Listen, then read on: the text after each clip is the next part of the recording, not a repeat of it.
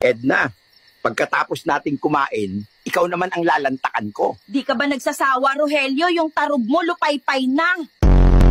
Oh, girls, ang sahod ay 2.5K kada bimbang, ha?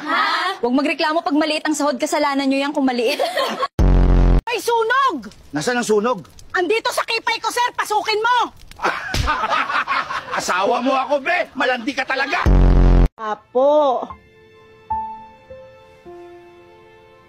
Buti pa ako na bembang kagabi, ikaw? Hoy, Catherine! Apo, please lang, huwag ka na magpahanap ng milk tea. Miss ko na asawa ko, di na kami makapagbembang. Ang lamig o ano? Sarap matulog. Kaya nga, Aida, pabembang naman kahit lang sarap ng ulan, no? Oo na, eto na, Sylvester. Kakainin namin ni Adan itong mansanas para makapagbembang na kami.